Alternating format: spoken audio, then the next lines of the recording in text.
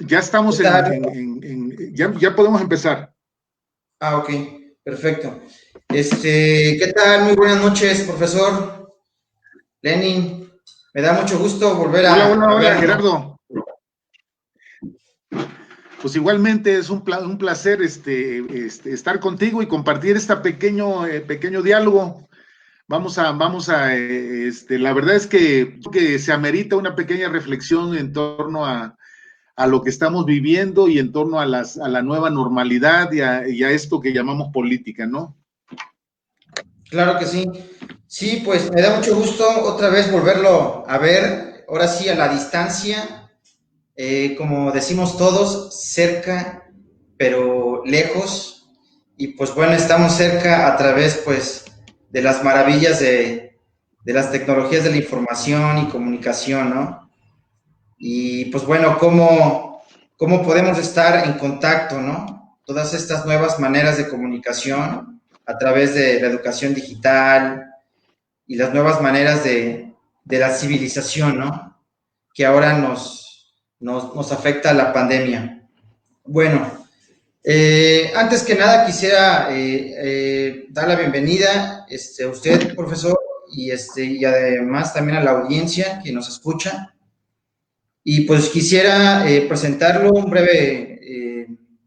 breve resumen de su formación académica. El doctor Lenin Torres Antonio es licenciado en Filosofía por la Facultad de Filosofía de la Universidad Veracruzana. Tiene una maestría en Teoría Psicoanalítica por el Instituto de Investigaciones Psicológicas de la UB y también tiene un doctorado en estudios avanzados, suficiencia investigadora, por la Universidad Complutense de Madrid, España.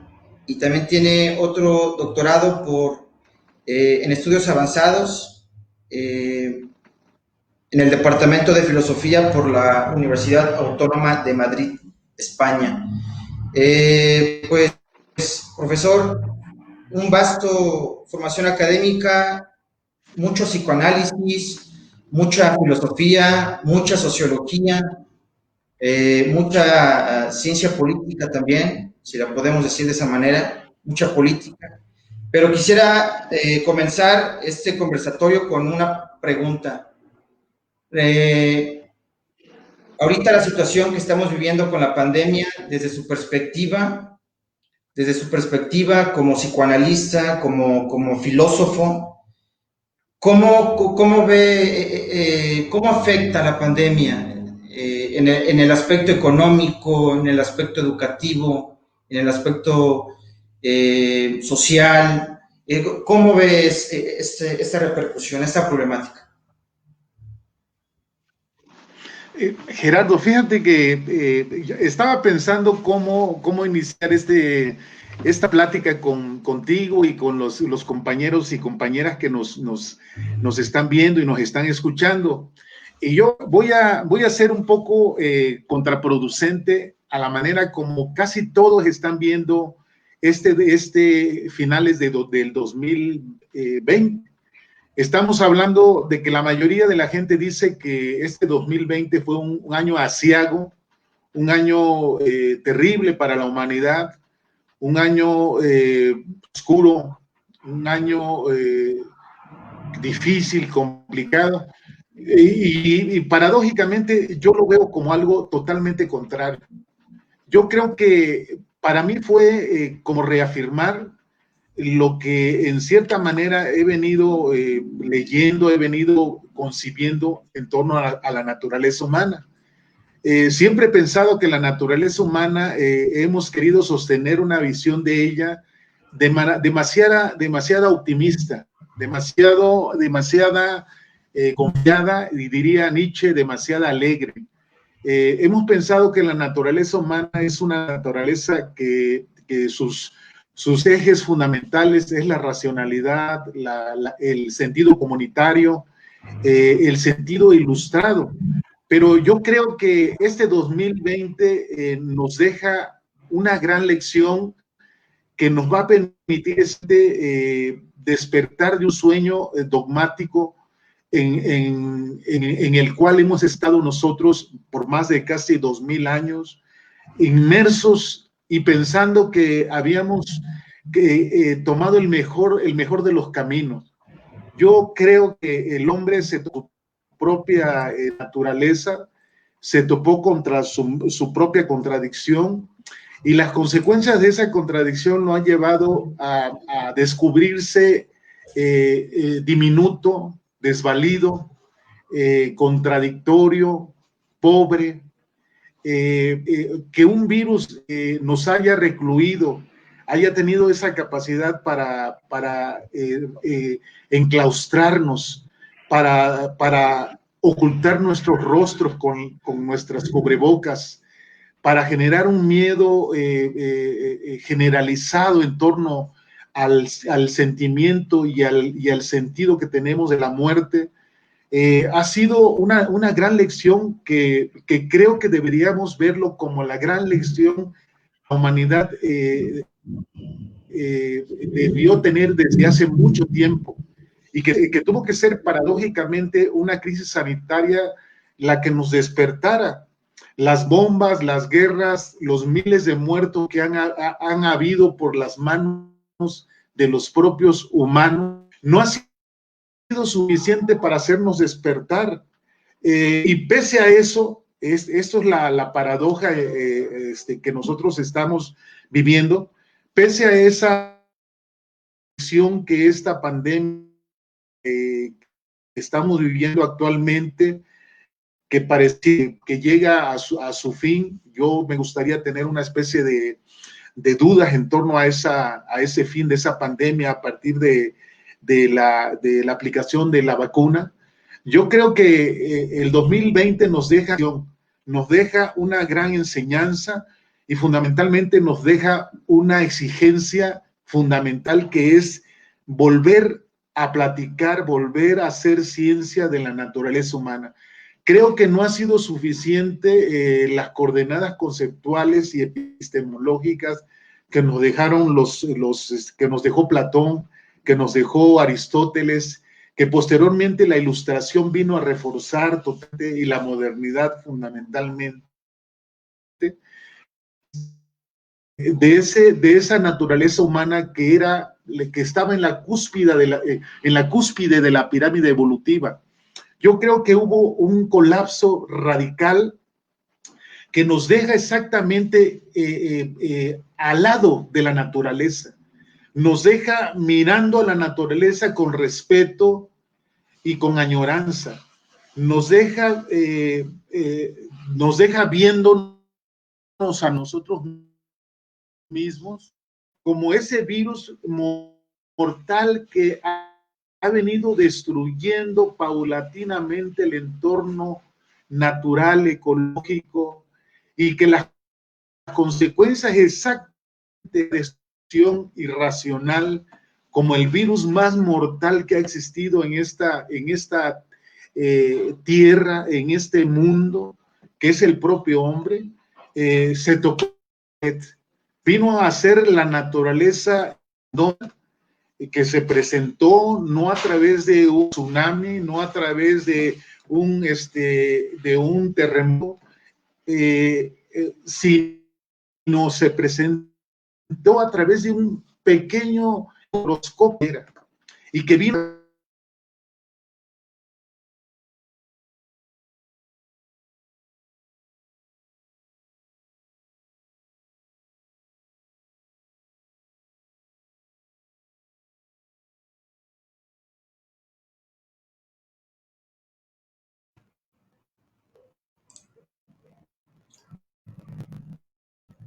Profesor,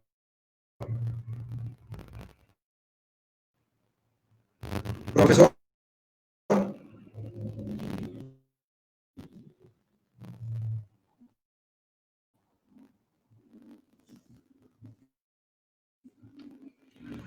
¿sí me escucha, profesor?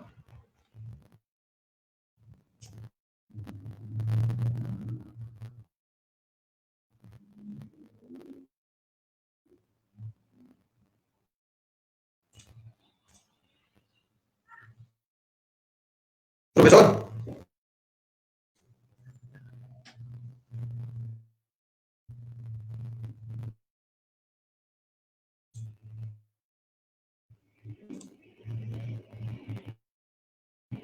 Profesor, ¿se me escucha?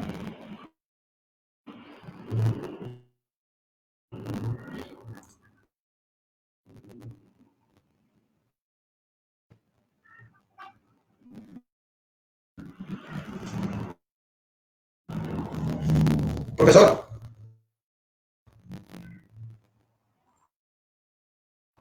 No se escucha. No, no se escucha. No, no lo escuchamos.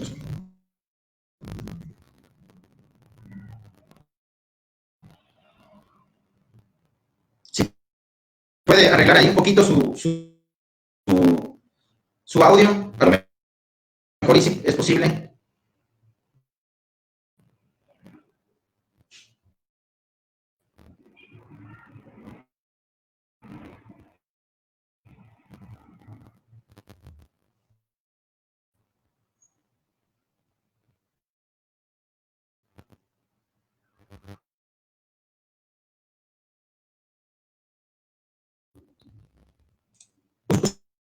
¿Usted sí me escucha, profesor?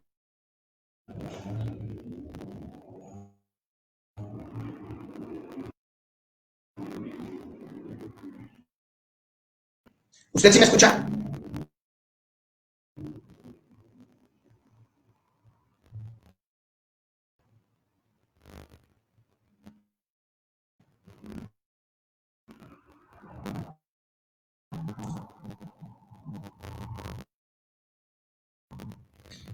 ¿Usted me escucha? No.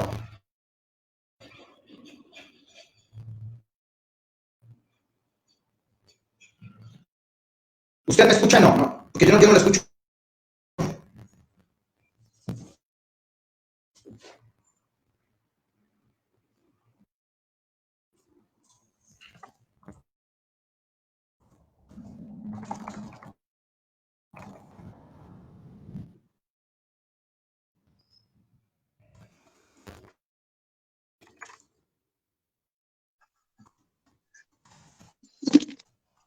Ahora sí me escuchas, hola, hola. No sé si me escuchas ahora. Ahora sí le escucho. No sé si me escuchas. Ahora sí le escucho. Perdón, una disculpa. Una disculpa. Una disculpa.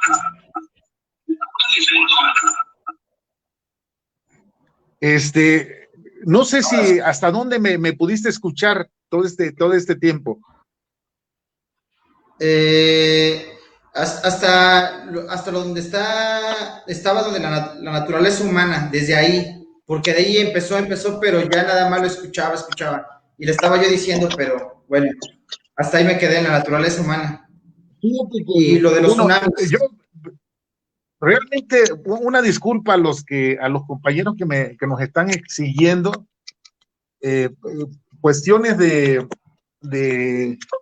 cuestiones totalmente fuera de nuestro alcance, me sometieron a una especie de, pero sí me escuchan, ¿no? Ahorita sí.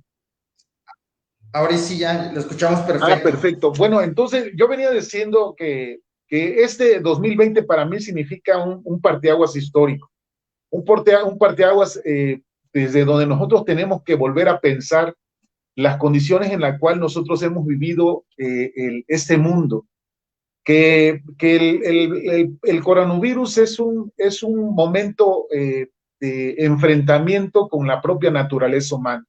Creo que por mucho tiempo no nos encontramos, nos perdimos.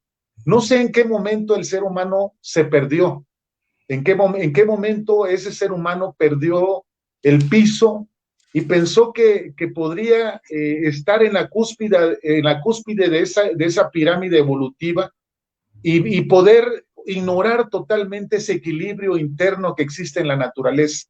No sé en qué momento perdimos la relación con la naturaleza, pero también no sé en qué momento perdimos la relación con nosotros mismos.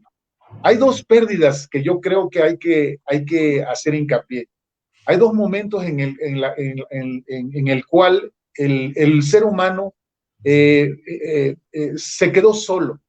Uno, yo creo, fue el momento en el cual perdió ese sentido de concatenación con la naturaleza, con la fisis. Fue un momento en el cual el ser humano dejó de verse como parte de esa naturaleza y empezó a pensar que podía hacer lo que quisiera. Empezó a destruir, empezó a destruir la naturaleza de tal manera que los espacios naturales de cada uno de los organismos que habitamos este mundo natural empezaron a entrelazarse, empezaron a traspasar las fronteras de esos límites que no podíamos permitir que se traspasaran.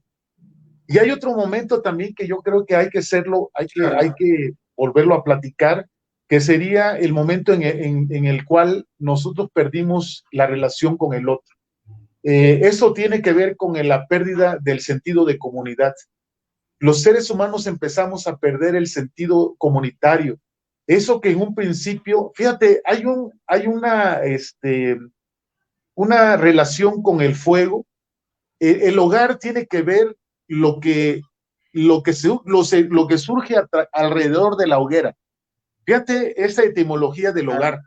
El hogar tiene que ver con lo que surge alrededor de la hoguera, lo que se construyó alrededor del fuego, en el cual cada de los seres humanos empezamos a sentir al otro como algo vital.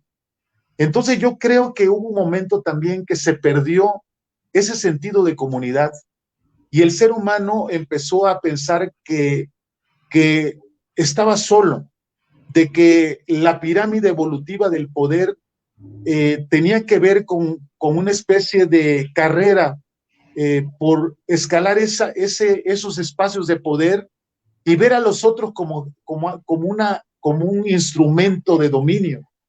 Esto tiene que ver con sistemas económicos, con sistemas psicológicos, con sistemas sociológicos, antropológicos. En suma, tiene que ver con una gramática. Decía Nietzsche que no podríamos dejar de pensar en este Dios judeocristiano mientras tengamos gramática, esta gramática judeocristiana. Es decir, que a través del mismo lenguaje se construye la idea de mundo y sociedad que nosotros sostenemos como sentido de nuestras vidas. Claro. Pero esto se ha agotado, Gerardo. Se ha agotado, sí, claro, el sentido romántico que teníamos del hombre civilizado, el hombre racional, el hombre que construía con sus manos un mejor mundo. El proceso civilizatorio se topó con la propia autodestrucción de nosotros mismos. El problema de esta pandemia es un proceso, es una especie de espiral que se nos volteó, que nosotros mismos fuimos creando ese proceso de espiral y nos situó vulnerables ante una situación que se nos escapó de las manos. Es como aquel genio que está trabajando en un laboratorio con un virus demasiado peligroso y llega un momento en que no lo controla y se convierte en un pequeño Frankenstein que empieza a destruirnos y empieza a amenazarnos. Yo veo este 2020 como un momento histórico, de un parteaguas histórico, que tenemos que analizar, volver a analizar dónde estamos situados como seres humanos. Y tenemos que recuperar, por una parte, volver a recuperar una nueva gramática que incluya el concepto comunitario y de comunidad. Y tenemos que volver a platicar con la naturaleza, no tan solo escribir sobre la naturaleza.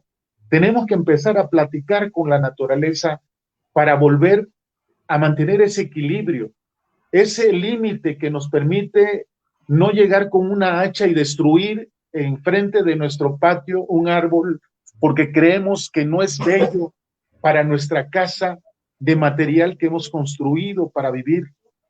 Tiene que haber un equilibrio y un respeto a esa relación con el otro, pero el otro no tan solo es el otro ser humano, sino es el otro ser viviente.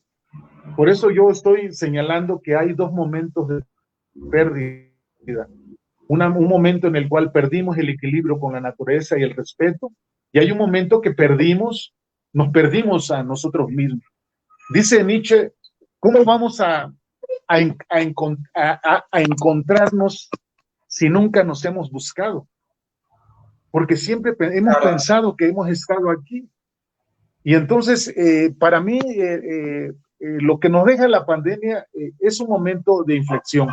Rotundamente, yo creo que el ser humano, si no aprovecha esto para volver a recobrar esa fuerza vital que le permita situarse en un lugar con respeto y con dignidad, va a ser el error más grave que la humanidad va a cometer. Por eso digo que la nueva normalidad no es un momento que termina con la aplicación de una vacuna. Es el momento en que nosotros tenemos que aplicarnos la vacuna de la autoconciencia. Y tenemos que aplicar esa vacuna de la autoconciencia que nos permite exactamente volver a analizar la manera como hemos construido nuestra propia naturaleza. Claro. Y fundamentalmente cómo hemos definido nuestra propia naturaleza. Creo que nos quedó muy grande nuestra propia naturaleza y nuestras letras quedaron muy pequeñas en relación a esa naturaleza. No ha sido suficiente. Desde hace 2000 años seguimos hablando con los términos platónicos aristotélicos y con los principios que la Ilustración nos dejó, y hemos pensado que desde ahí podemos seguir balbuceando nuestro estar en esta realidad terrícola. Claro. Tenemos que volver a pensar, Gerardo, y repensar no implica volver al mismo camino, implica construir nuevas gramáticas y volver a pensar desde un lugar totalmente diferente. Es de construir.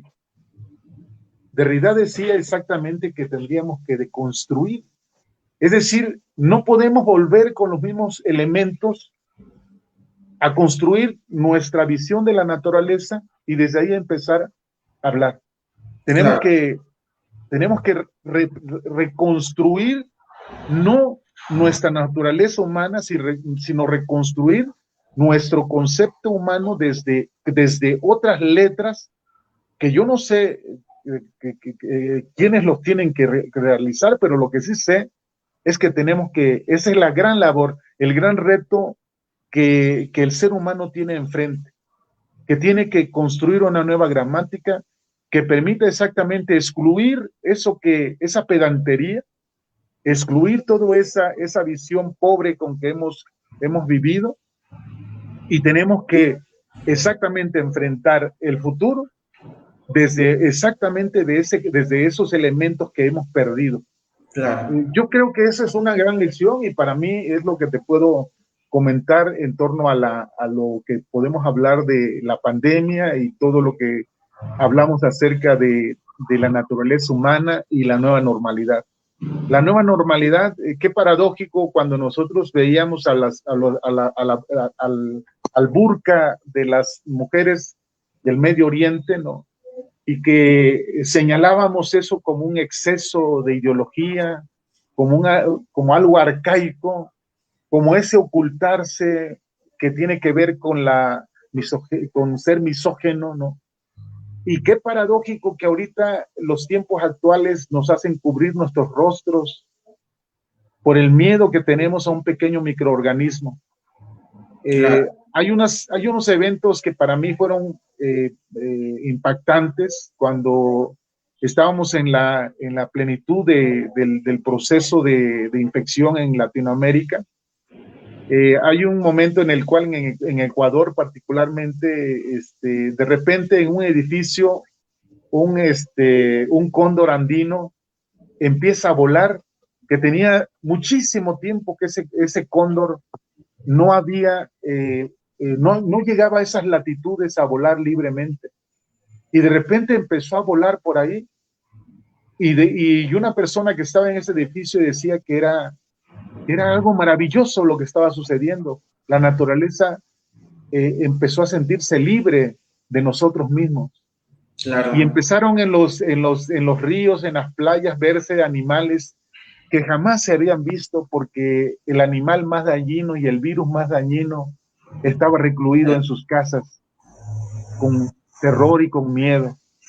Esa es una paradoja que yo creo que hay que reflexionarla profundamente para no repetir esta historia tan visceral, tan pobre, cuando creíamos que éramos el organismo más complejo, el organismo más privilegiado de todos los organismos vivos en esta naturaleza. Claro. Y nos dimos cuenta con este pandemia, con esta crisis sanitaria, que somos los seres más débiles, más indefensos. Tú sabías que somos, y claro que lo sabes, que somos de las especies mamíferas el ser más indefenso cuando nace, que tiene una prolongada infancia, que necesita al otro fundamentalmente para poder sobrevivir.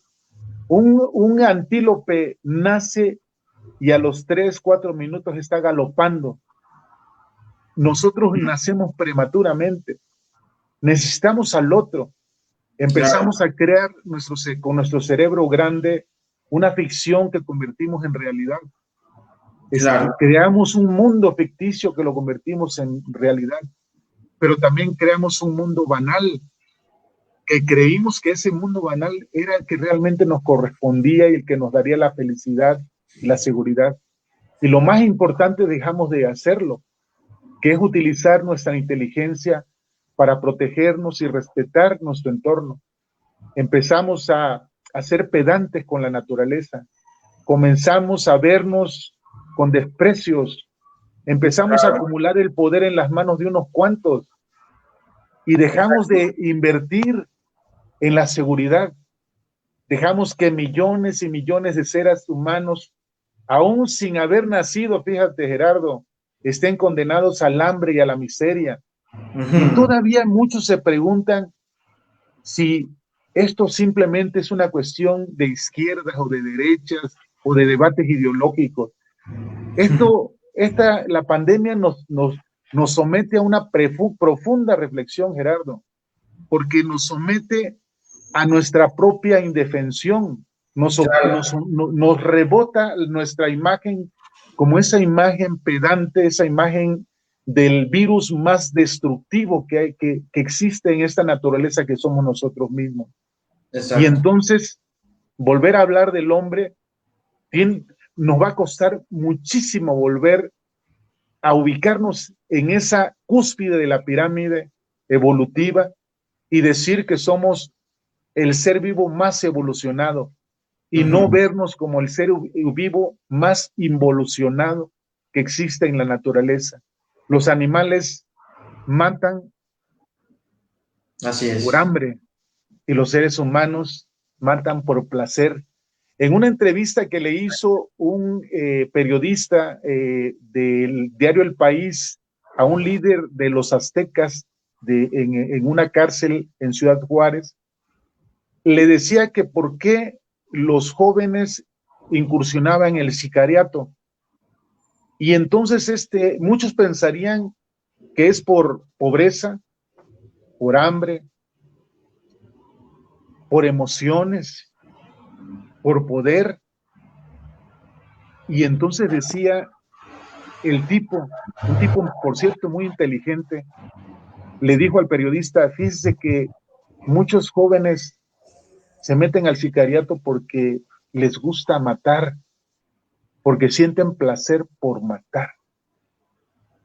Imagínate cuando te botan en la cara esos conceptos.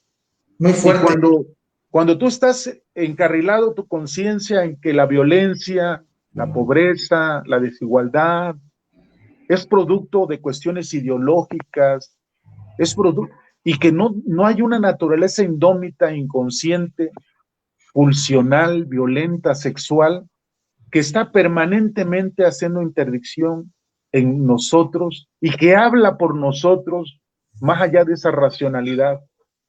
Claro. Cuando ese periodista le pregunta a ese líder de los aztecas, de un grupo de bandas en Ciudad Juárez, ¿por qué los jóvenes ingresaban al sicariato? Y no le dice que fue porque tenían hambre, porque que necesitaban cosas para sentirse bien, y le dice que la mayoría está entrando ahí porque le está gustando matar. Nos pone en una posición realmente incómoda. Claro. Eso es una respuesta muy cabrona, Sí, sí, que sí. necesitamos volver a replantear muchísimas cosas. Aquí no es cuestión de ética, no es cuestión de teorías éticas, aquí es una cuestión de cómo se introyecta una visión de la realidad, y esa visión de la realidad se topa con las pulsiones que habitan en un amacilgo en nuestra naturaleza de manera inconsciente y pulsional. Claro. Aguas con esto, ¿no? Sí, a mí me parece muy interesante todo lo que usted dice, problematiza muy bien. A mí me llama mucho la atención todo esto que está diciendo, principalmente sobre la vacuna. La vacuna, todos los mexicanos la esperamos, ¿no? Los mexicanos piensan que a través de la vacuna pues vamos a estar más protegidos, inmunes, pero es que la realidad es que no acaba ahí. O sea, porque nos vacunen ya vamos a estar más libres o regresar a la vieja normalidad. No, o sea, yo creo que una vacuna no acabaría la pandemia. Y como usted dice, yo creo que lo que más importante es que nos tenemos que poner la vacuna de la autoconciencia, ¿no?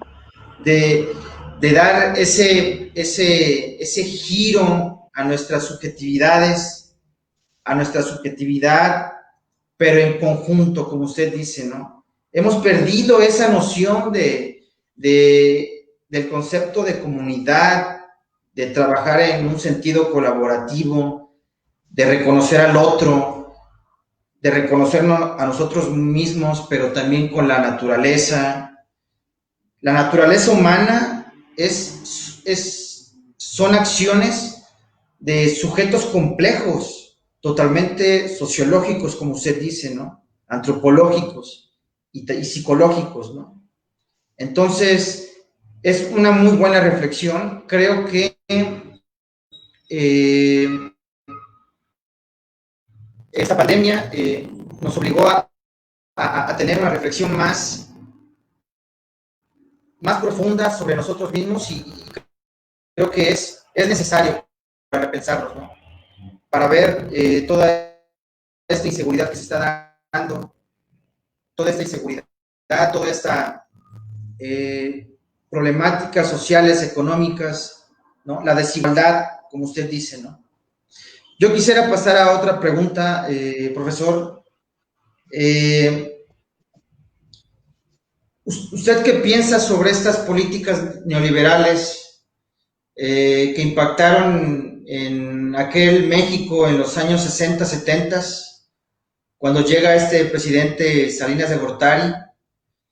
¿De qué manera impactan estas políticas neoliberales? ¿Y de qué manera impacta igual también junto con la pandemia, junto con la sociedad, estas políticas neoliberales que pareciera ser que íbamos a un progreso, que íbamos a tener un libre mercado y un mayor capital, una mejor economía, pero que resultó contraproducente, ¿no?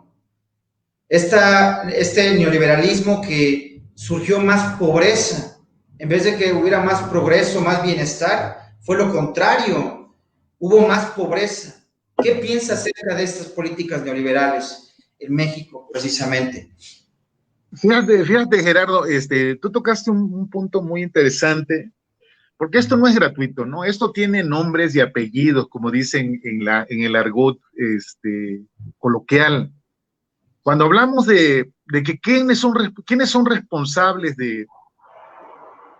de este abandono en que hemos caído, ¿no? Cuando señalamos si es la ideología, después de la caída del muro de Berlín, las ideologías cayeron, esos enfrentamientos entre una visión capitalista y una visión socialista marxista. Cayeron y el sistema neoliberal fue el referente que sobrevivió. Ahorita, aunque China se llame la China comunista, tiene un sistema totalmente neoliberal capitalista, ¿no? Esto no existe, de facto alguien que defienda desde el marxismo una ideología de izquierdas, por ejemplo, ¿no? Una ideología que tenga que ver con la emancipación de la clase trabajadora, la síntesis de la lucha de clases a partir de un momento histórico. Y yo creo que estos momentos fueron superados totalmente, pero tampoco lo que quedó, por así llamarle, ha representado una especie de avance benéfico para la humanidad. El sistema neoliberal es un sistema basado fundamentalmente en desigualdades, en acumulación de riquezas, en que un solo grupo en el mundo detenta el poder y las riquezas del mundo mismo, y que la mayoría de los países y de los seres humanos que habitamos este mundo somos vistos como lo que el fantasma de Marx había predicho desde hace mucho tiempo. Somos vistos simplemente como una ganancia, como un plus, como parte de ese dividendo que le va a permitir a ese sistema mantenerse como tal. Hay una máxima marxista que dice que el sistema neoliberal construye el sujeto necesario que le va a permitir reproducir ese sistema de explotación y de dominio. Claro. Y así está estructurado. La crítica que creo que se hace a esta pandemia es una crítica al sistema neoliberal también. Sí. Es un sistema que nos vendió el sueño americano, nos vendió... Fíjense, Gerardo, analicemos cómo surge la pandemia. Surge en China, pero los lugares donde empieza a despuntar es el Mediterráneo, Europa, claro. La dulce vida europea del Mediterráneo, ¿no? Brinca a América y empieza en Estados Unidos. De ahí nuestras estructuras sanitarias pobres de América Latina, pues no tienen con quién luchar contra todo esto, esta pandemia que rebasa económicamente nuestras capacidades de respuesta. Pero es al final de cuentas un sistema económico, social, político que fracasó. La pandemia viene a hacer fracasar ese sistema porque nos viene a mostrar que el mundo puede paralizarse a partir de un virus que no podemos controlar, que es demasiado infeccioso. Y cuando hablamos de que se paraliza un mundo como el nuestro, estamos hablando que se paraliza la economía. Claro. Estamos hablando de que hay una crisis de los energéticos porque pues ya las carreteras dejaron de funcionar, los aeropuertos, los trenes, los barcos, etcétera, etcétera.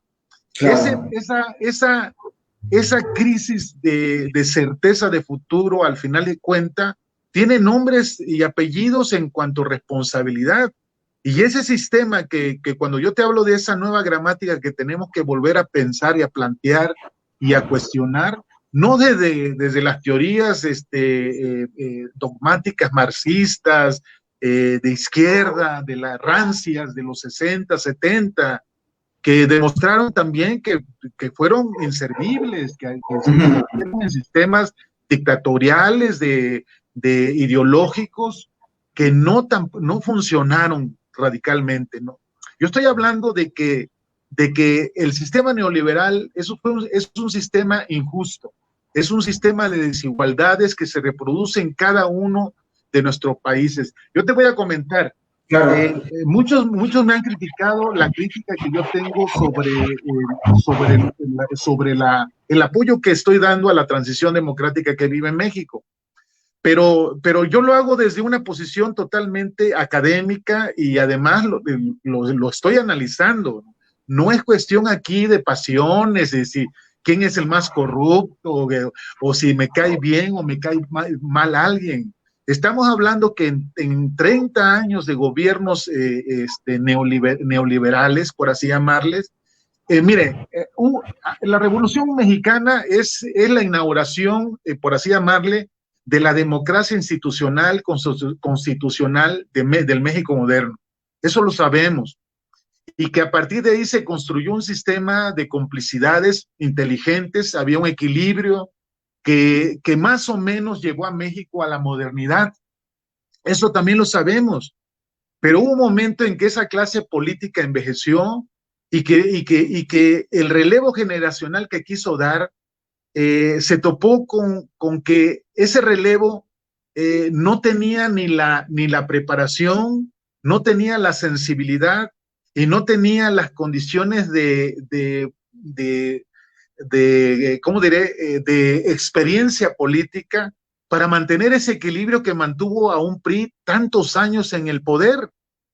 Y entonces, cuando tú dices que Carlos de Salinas inicia exactamente ese colapso, ese proceso de degeneración de esa clase política, estamos hablando que en 30 años, cuando yo me pregunto, ¿cómo es posible que en 30 años de gobiernos priistas y después de una pseudo transición con los gobiernos panistas, enfrentemos una pandemia con 4,000 unidades de cuidados intensivos?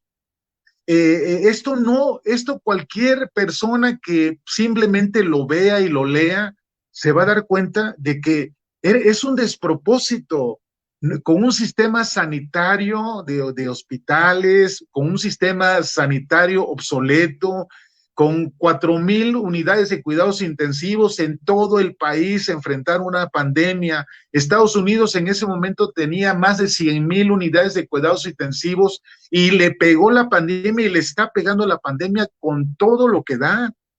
Entonces, imagina, aquí hay responsables. Entonces, cuando nosotros vemos que hay 30 años de que se dieron de gobiernos que no fueron capaces de responder al buen gobierno y a la capacidad de respuesta para una sociedad que fue paulatinamente zanjando rezagos históricos en todos los renglones: pobreza, educación, violencia, marginación, desigualdades.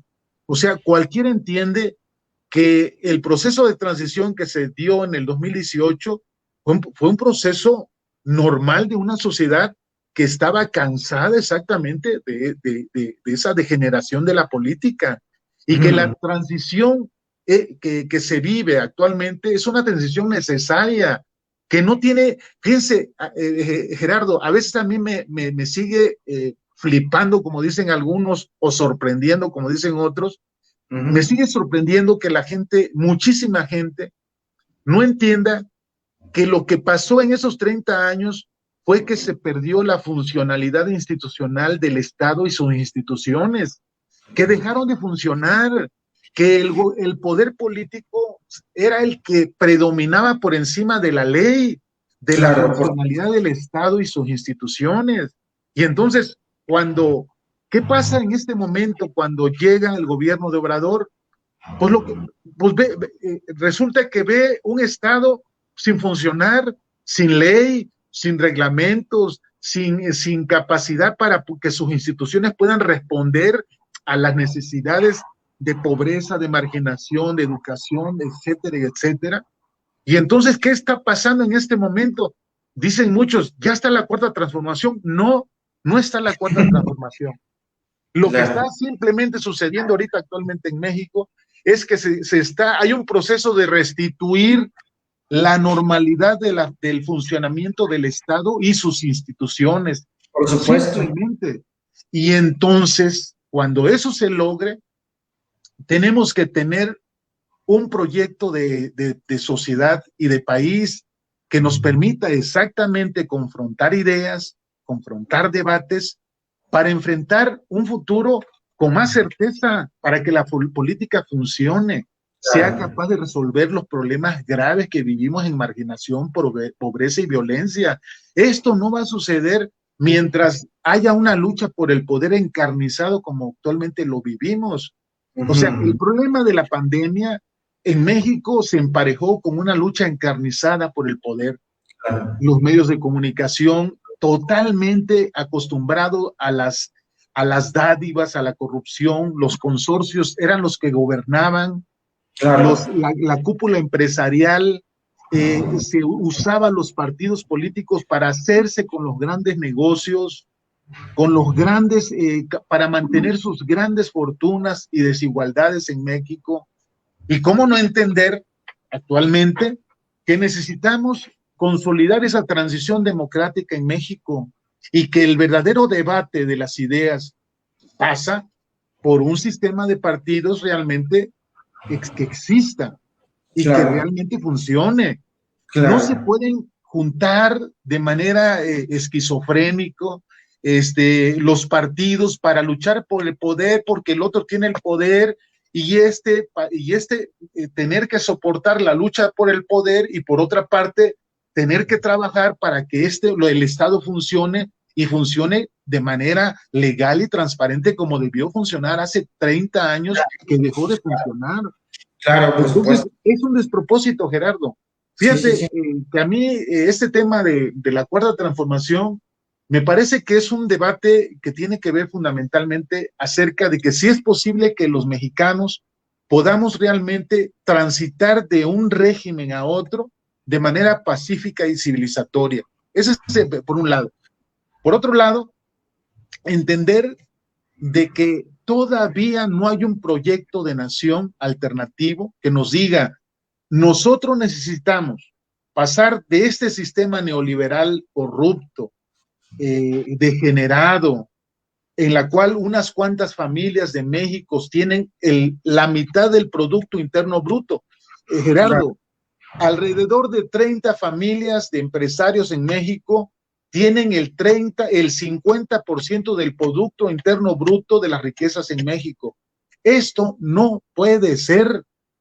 Cuando hablamos, hace poco tuve un debate con unas personas, porque yo saqué una especie de noticia de que en Bolivia el nuevo presidente decretó una nueva ley para que las grandes riquezas pagaran más. Yo le decía, el que gana más tiene que pagar más impuestos. Y esto es justicia.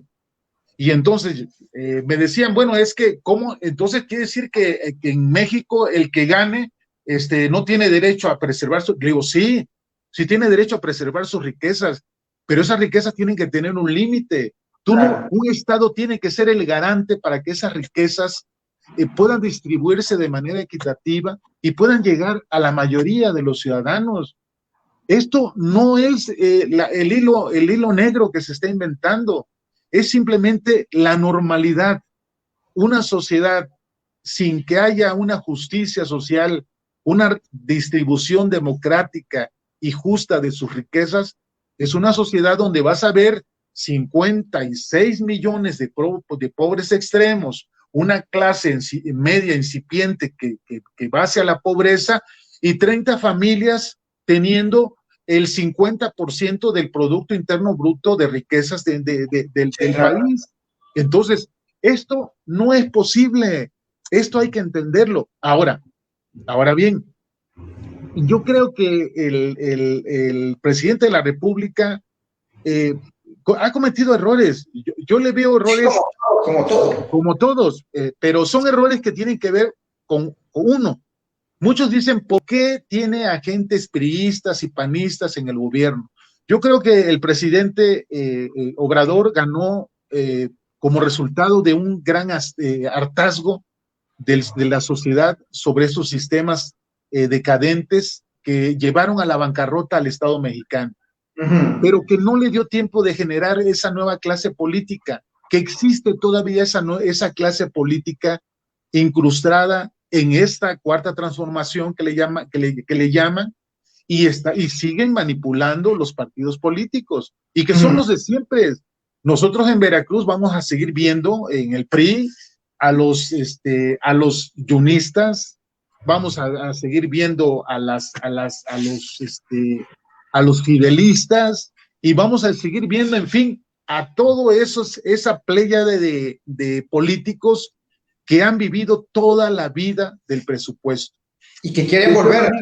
Decía un amigo, Gerardo, decía un amigo, dice, imagínense que si le bajamos el sueldo a la clase política en los puestos públicos, a los representantes populares, por ejemplo, un diputado federal gana como 130,000 pesos mensual. Eso no lo gana ningún profesionista, ya sea doctor, ingeniero, médico, no lo gana. Pero vamos a pensar en que le otorguemos un salario de profesionista. Vamos a decir que gane 60,000 pesos. Y 60,000 pesos va a ser tu salario como diputado, pensando en que tu función como profesionista es igual que un profesionista. Pero ahora vamos a hacer esto. Como tú dices que tienes que viajar y hacer gestión, vas a comprobar tus gastitos que hagas de manera muy transparente y adelante. Mira, Gerardo, te garantizo que la lucha por esos espacios de poder desde este momento iban a terminar. No nos atrevemos realmente a voltear la pirámide del poder. Te voy a decir algo, Gerardo. Yo creo que la alternativa en México y en el mundo, porque esto no es privativo de México, esta crisis del sistema global, de la globalización, es un sistema que se basa en una acumulación del poder piramidal. Es decir, existe el presidente o los grupos que tienen el poder en la pirámide del poder, y de ahí se desgrana en un sistema piramidal de complicidades que sostiene a los que gobiernan, a los que tienen, por ejemplo, los grandes países que tienen el poder en el mundo. Nosotros sabemos quiénes lo tienen. Bueno, estos tienen sus representantes en cada país, en ese sistema económico del mercado libre. Bueno, estos obedecen a esos intereses, no obedecen a los intereses de su patria, son apátridas. Dice Joaquín Sabina, su único, la única amor es al dinero, punto. Estas personas, por ejemplo, cuando llega Obrador, hay una fuga de capitales impresionantes, porque ven ellos en la llegada de Obrador un gran peligro para sus intereses y sus capitales, y los sacaron del país.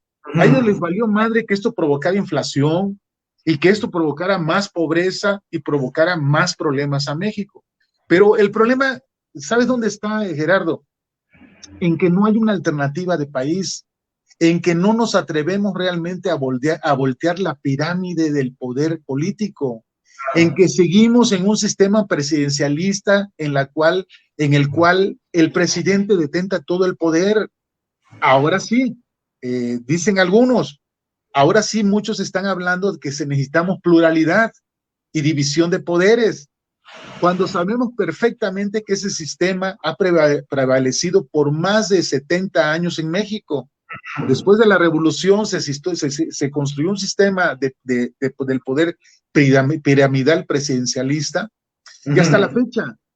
Entonces, la única manera de revertir esta degeneración de la política es revertir el poder.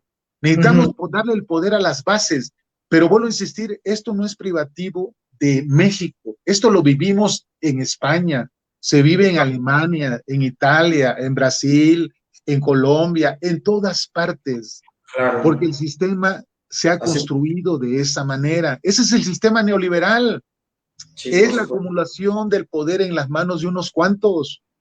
Entonces, ¿cómo vamos a revertir esto? Yo le llamo que necesitamos una revolución de la representatividad.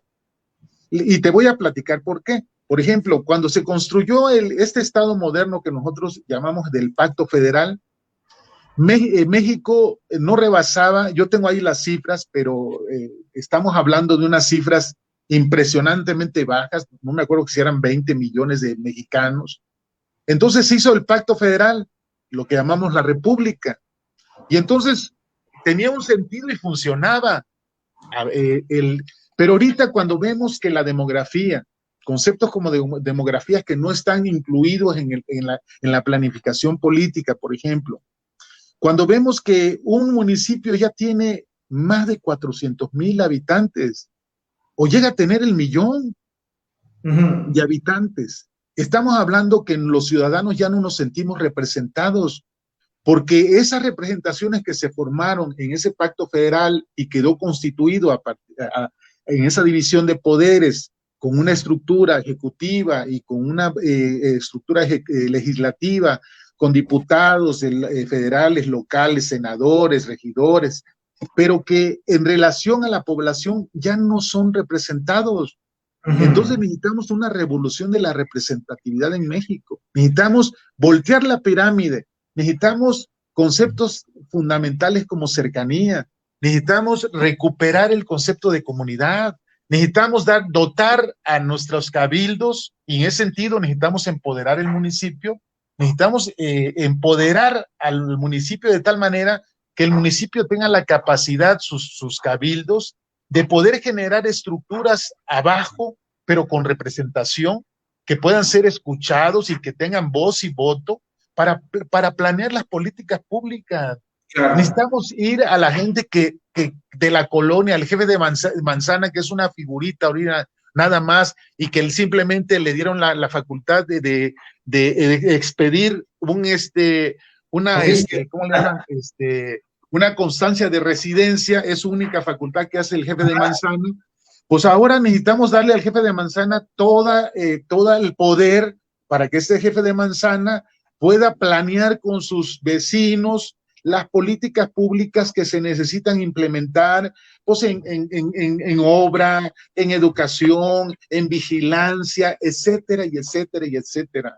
Claro, necesitamos hacer una revolución de la representatividad. No hay un debate de las ideas. El tiempo por venir del debate de las ideas no está ahorita. Ahorita hay una lucha por el poder encarnizada, por un grupo que se niega a mirar, a perder el poder totalmente, como es el grupo que se ha atrevido a hacer alianzas monstruosas, ¿no? Y un gobierno que también yo estoy consciente que le falta cosas, que hace agua en muchas cosas, pero que también no le quedó otro más que encabezar esa transición, Obrador, pero ahora le corresponde al ciudadano exactamente empezar a presionar para hacer esa revolución de la representatividad y obviamente generar realmente una transformación real de México. Claro. Yo creo que el planteamiento que yo te puedo señalar acerca de lo que está pasando en México tiene que ver exactamente con una especie de un nuevo proyecto de país, un nuevo proyecto de sociedad que no es privativo nada más de México. La degeneración de los sistemas globales en que se construyó la humanidad en los últimos tiempos ha traído como consecuencia esos sistemas piramidales de poder y hasta que no se voltee la pirámide del poder, seguiremos teniendo injusticia social, seguiremos teniendo estados débiles, seguiremos teniendo una geopolítica que esté encima de la ley internacional, que la ONU sea simplemente un organismo limitado, porque el poder real lo sigue teniendo las potencias mundiales y el poder real en México lo siguen teniendo los grupos del poder económico. O sea, esto tiene que cambiar, pero la única manera que tiene que cambiar es que la propia sociedad se haga cargo de esos cambios. Pero para ello hay que pensar. Yo te digo ideas sueltas. Yo hace poco he estado escribiendo últimamente, pero la gran pregunta que me hago siempre es, ¿hasta qué punto la sociedad está consciente de lo que está pasando? ¿Hasta qué punto la sociedad no ve esto como una lucha entre que quién es el más corrupto o el menos corrupto? Cuando dicen, es que Obrador tiene una bola de corruptos, yo les digo, oigan, son pequeños en relación a los grandes corruptos que hubo en el pasado, pero sí son corruptos también. Claro. O sea, esto no los disculpa. Entonces, aquí necesitamos enfrentar una visión diferente de la realidad, pero la pregunta es, ¿el ciudadano realmente ha pensado lo que está pasando? ¿Ha pensado las consecuencias de lo que está pasando en México? ¿Hacia dónde nos enfilamos? ¿El mundo y México? Yo creo que nos enfilamos hacia algo oscuro, hacia algo que si no entendemos que podemos realmente hacer una transición pacífica en México y en el mundo, y que no necesitamos llegar a la violencia y a las guerras para cambiar el estado de generación, vamos a sufrir mucho. Y nuestras nuevas generaciones, que lo que más lamento de estas nuevas generaciones es que no tengan certeza de futuro. Antes les preguntabas a un joven, ¿qué es lo que quieres cuando seas grande? Un tanto así a Miguel Ríos, ¿no? ¿Qué vas a hacer cuando seas grande, no? Y le preguntabas a un joven, ¿qué vas a hacer cuando seas grande? Y el joven te decía, no sé, doctor, maestro, etcétera. Ahorita no, lo máximo que te llegan a decir es que quieren ser youtuber, ¿no? Y su certeza de futuro es muy limitada. Nosotros clausuramos esa certeza de futuro de nuestras generaciones. Millones de seres humanos, aún sin nacer, están destinados a la muerte, al hambre y a la pobreza. Esto es real. Ha habido más muertes por las manos humanas que por el coronavirus. Pero el coronavirus afectó a los ricos y a los pobres. Pero ahorita con las vacunas, en España, España, Inglaterra, Francia, están haciendo vacuna masificada. Nosotros tenemos que esperar nuestra cola. Exacto. Dependiendo de nuestro valor. Nuestro valor no es nada. Somos el trasero de los Estados Unidos, exacto, de los países poderosos. Sí. Es un propósito cuando la oposición se pone a hablar estupideces en torno a que si llegaron pocas, como si los laboratorios dependieran de nosotros para hacer lo que nos lleguen las vacunas rápidamente. Yo creo que Obrador tiene que hacer un gran esfuerzo por despejar, por hacer corresponsables a esa clase política que todavía quiere hacer política. Él debe convocar a un nuevo constituyente. Yo creo que México requiere un nuevo constituyente y necesitamos, ahora sí, escribir un nuevo México, hacer una revolución de la representatividad, empezar a introducir elementos como la geografía, la psicología, la planificación de las políticas públicas, van más allá de una simple praxis erudita de algún político. Esto es ciencia. La política debe ser ciencia para que funcione, si no, no va a funcionar. Hay elementos que se ponen en juego. Los sistemas de alienación, manipulación, son sistemas que van construyendo una conciencia que reproduce esa miseria. Nuestros jóvenes, nuestros ciudadanos, nuestros mexicanos y nuestra humanidad son pequeños zombies que por siglos han reproducido un sistema de conciencia, de dominio, de esclavitud, y no han salido de ahí. Es una paradoja haber tenido o tener uno de los hombres más ricos del mundo y tener 60 millones de pobres, 50 y tantos o 60 millones de pobres actualmente en México. Es un despropósito. Esto no tiene coherencia. Aunque apelemos a la libertad, al libre mercado, a una sociedad de libertades, esto no hay coherencia. No podemos aceptar en una democracia que un solo individuo muera de hambre o muera por coronavirus. Claro. El Estado debe velar porque esa riqueza, tanto física, intelectual como humana, está al servicio de la humanidad y no de la banalidad, como hemos estado por siglos acumulando despropósitos, banalidad y acumulando estupideces que nos han llevado a un lugar simplemente a un callejón sin salida. Sí, Yo creo que los procesos de globalización se toparon con la pared y ahora hay un proceso que tiene que ver con que construir desde lo local. Necesitamos volver a lo local. Necesitamos empezar a platicar entre los vecinos. Las fronteras, los muros son psicológicos. Los construimos en nuestras casas. Platiquemos entre nosotros cuando podríamos brincar a la barda de la casa del vecino y sentir al vecino como si fuera. Yo ahorita no sé quién es el vecino que vive al lado. Y creo que muchísimo de nosotros no sabemos quién vive al lado. La comunidad se perdió. se Voy perdió. a terminar esta intervención para que comentes algunas cosas con dos cosas. Y voy a retomar dos cosas, Gerardo. El hombre se perdió, hubo dos momentos de pérdida en el hombre.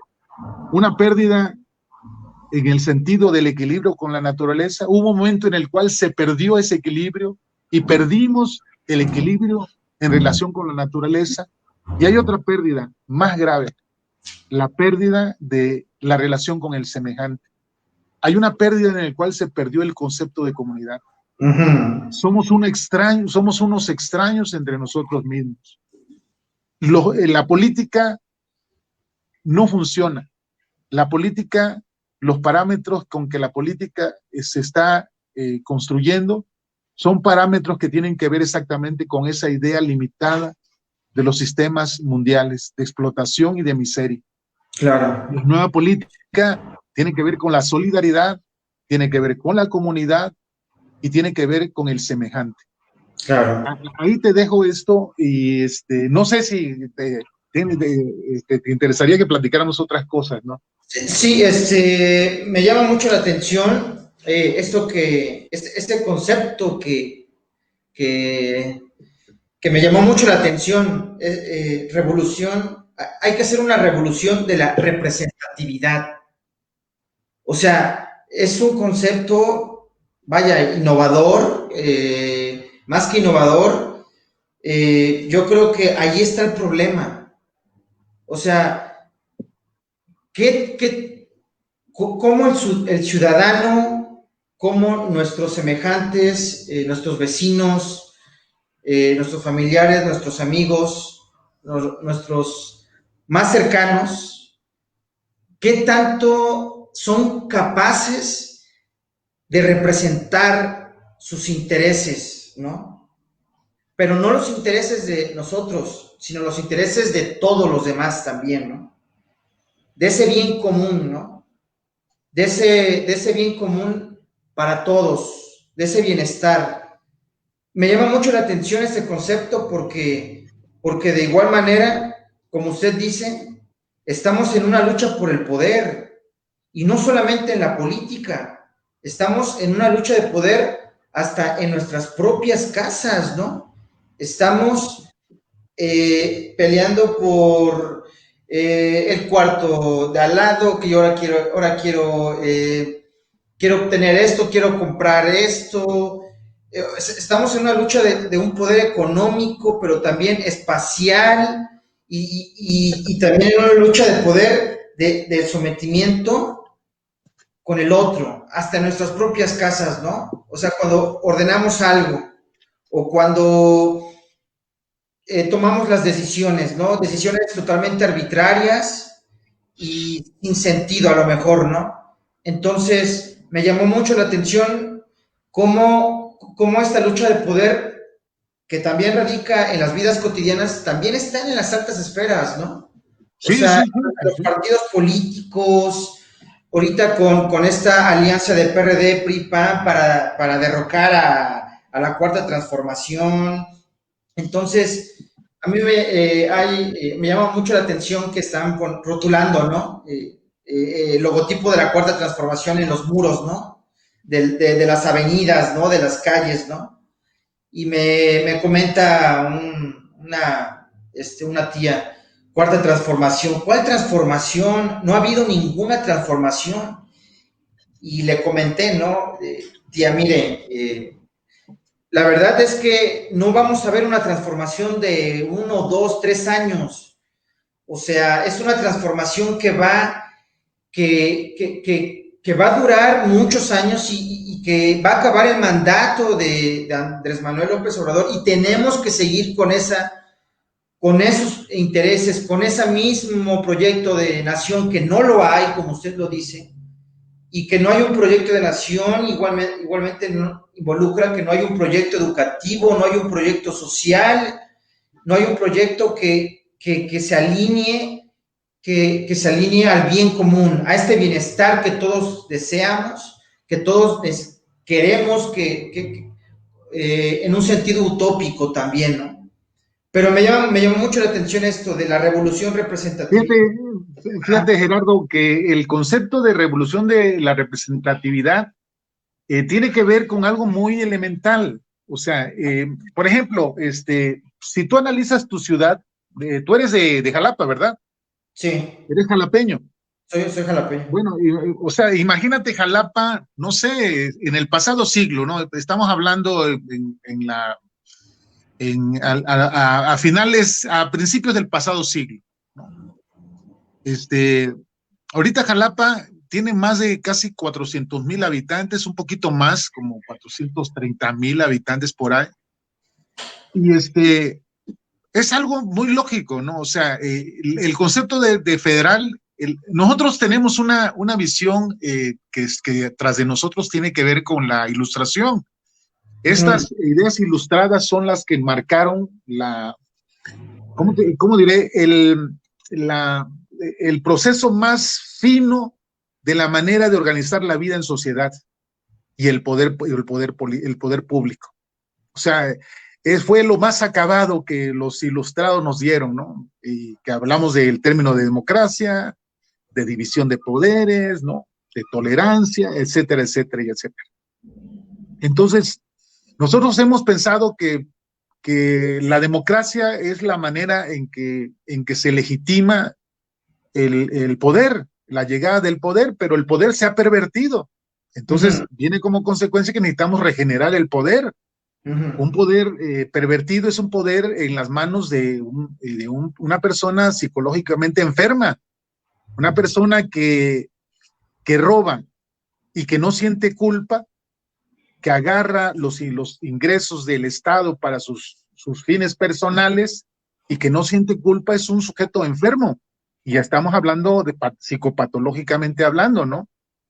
Y eso lo hemos visto como normalidad. Y cuando vemos esto como normalidad, nos topamos con que hemos legitimado también la psicopatología de los políticos como la normalidad. Entonces, cuando pensamos que ese sistema podía ser tan perfecto que excluyera exactamente los intereses, las pasiones, las pulsiones, la geometría de las pasiones, diría Descartes, del ser humano, resulta que no ha podido esos sistemas más que legalizar el poder, más no legitimar el poder, porque de por medio está un sistema que se ha autorreferenciado.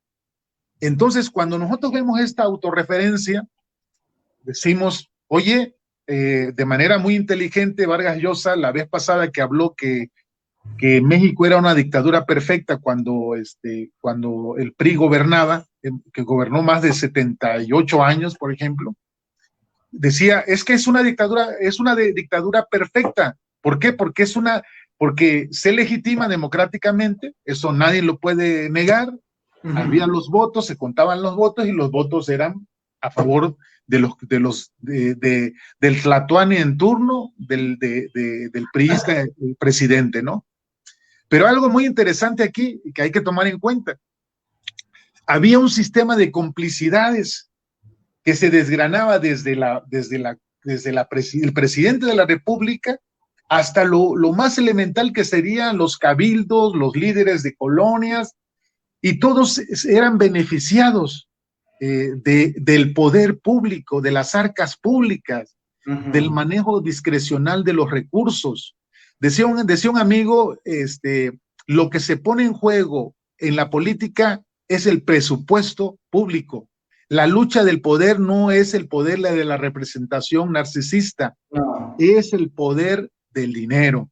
O sea, quieres llegar ahí porque vas a manejar el dinero.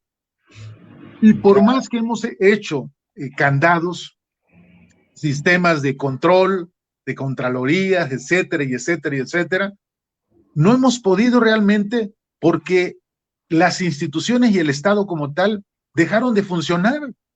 Se decía, esto se arregla en lo oscurito, el presupuesto se reparte entre pocos, se planifica y nos vamos al Congreso y todos levantan la mano y ya se repartió el presupuesto y nos vamos todos contentos. Ahora, como ya no lo tienen, ahora sí vamos a pedir que haya rendición de cuentas, transparencia. Entonces, es un despropósito porque no estamos construyendo, no estamos restituyéndole al Estado su funcionalidad perdida para que este Estado pueda funcionar de manera correcta y obviamente podamos decir que en cierta manera la política puede funcionar.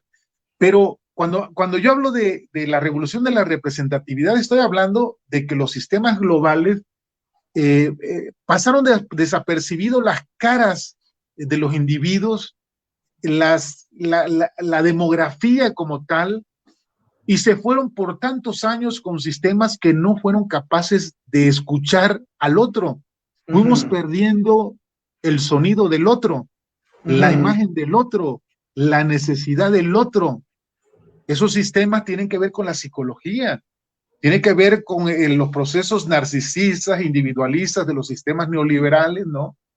Que van marcando que en esa competencia, pues el más astuto, el más vivo, pues va a poder ser el afortunado. Esto es, yo no sé si realmente la democracia algún día se pueda establecer, no lo sé.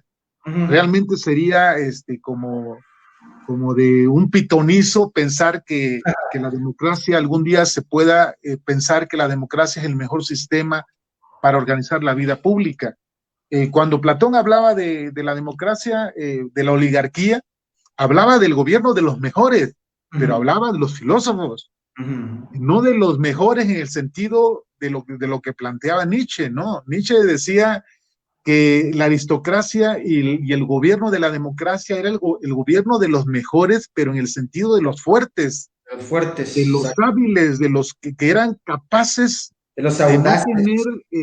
tener pudores para poder obtener el poder. Entonces, en ese sentido, cuando yo planteo esto, yo estoy hablando de un problema, de una visión global del hombre. Y ahí es donde yo voy a plantear lo que me he referido por mucho tiempo acerca de lo que hemos concebido como naturaleza humana. La naturaleza humana es algo que nos quedamos corto. O sea, las letras fueron insuficientes para describir algo que tiene que ver con la entropía, con lo pulsional, que tiene que ver con una visión pobre de lo que somos. La pregunta que nos tenemos que hacer es, ¿qué somos? O sea, ¿qué somos lo primero? Y si nosotros nos quedamos simplemente con pensar que somos seres racionales, comunitarios, seres de la sociedad, obviamente vamos a pecar mucho porque estamos dejando de lado la parte pulsional, violenta, inconsciente, diría el psicoanálisis, ¿no? La parte instintiva, ¿no? Entonces, la nueva naturaleza humana tiene que reincorporar la diferencia. No podemos anular la diferencia a partir de una imposición de una lectura universal del hombre. Claro. El hombre universal, el concepto de hombre universal que legitimaba a partir de esa racionalidad las cosas, ha muerto. Se decía que al hombre, el hombre racional que sustituyó el dogma del Dios, le quedó grande esa sustitución. Pero hay un hombre universal que nosotros tratamos de vender. El Occidente ha tratado de vender ese hombre universal. Ese hombre universal también se desfragmentó. Sí. Cayó. Y entonces surge exactamente los apetitos, los rostros nacionales, los apetitos individuales, el narcisismo. Y entonces tenemos que volver a reconfigurar, a reconstruir ese sujeto para darle una humanidad realmente cierta. En ese sentido, sí necesitamos volver a eso que nos relacionó al uno con el otro, lo que Claro. nos hizo sentarnos alrededor de la hoguera, del fuego, para construir la humanidad y a partir de ahí empezar a construir al otro, pero sin perder al otro. El otro tiene que estar al lado de mí y yo de él. Claro. Pero hubo un momento en que perdimos al otro, nos perdimos a nosotros mismos, es lo donde yo me refiero a esto. Por eso ese proceso de globalización empezó a destruir los rostros, las identidades nacionales, y pensaron de que simplemente íbamos por el camino de la civilizatorio, pero esto fracasó. La No fue. pandemia viene a cuestionar no tan solo nuestra vulnerabilidad, nuestros sistemas sanitarios pobres en Latinoamérica, nuestra pobreza de la política, cómo entender que en plena pandemia un movimiento aquí en México, por si algunos no, algunos que nos están viendo no son de México, en plena pandemia un grupo que se llama Frena se pone a hacer una locura porque pide que se vaya Obrador de la República, aunque sabe que Obrador llegó democráticamente al poder y punto.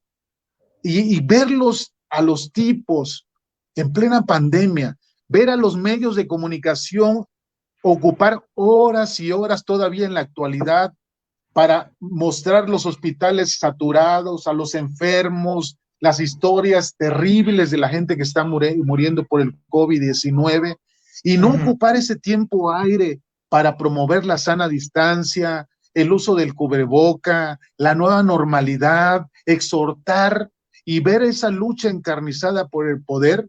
Es un momento de inflexión en el cual todos los ciudadanos debemos decir, esto no puede continuar. Es Pues, donde yo creo que necesitamos replantear a partir de ahí, de la pandemia, una visión totalmente diferente del mundo, del humano y de la política. Por eso el tema es política, pandemia y naturaleza humana. Gerardo, la verdad que ha sido, por cierto, yo me gustaría platicarles que Gerardo es un académico de muchos años, es un joven muy inteligente, que yo me alegro estar compartiendo este momento con él. Vamos a seguir haciendo este programa, Apuntes desde el Suelo. Por cierto, Apuntes desde el Suelo yo lo tomo de un ensayo que hace Dostoyevsky, que se llama Apuntes del Subsuelo, o Apuntes del Subsuelo, hay una traducción que así lo hacen de Dostoyevsky. Es un ensayo muy interesante donde Dostoyevsky habla acerca de esa banalidad de la condición humana y haciendo una especie de cambio de significado, le planteé este pequeño programa que se llama Apuntes desde el Suelo. O sea, lo que estaba abajo de la podridumbre, de lo inconsciente, ahora está arriba. Ya no está abajo. Eso inconsciente, eso violento, eso pulsional, eso egoísta, está arriba. Está funcionando en la superficie de la humanidad. Ya no es en el subsuelo. Lo inconsciente ya no está en el subsuelo. Ahora está en el suelo, arriba, en la superficie.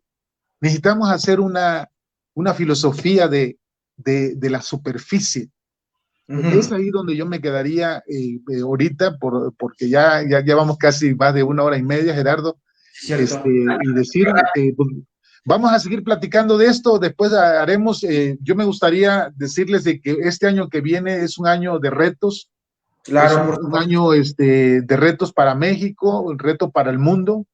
La pandemia creo que vamos a tener cierta oportunidad de controlarla con las vacunas, pero nos debe dejar una gran lección. No nos olvidemos de lo que pasó este 2020 para que podamos ser diferentes en el 2021 y asumamos un reto diferente sobre la vida, sobre la muerte y sobre el hombre, ¿no? Claro. Yo les deseo a mis amigos, a los conocidos, que les vaya bien este tiempo por venir, a Gerardo, que con tu familia este 2021 sea para cosas positivas. Muchísimas gracias.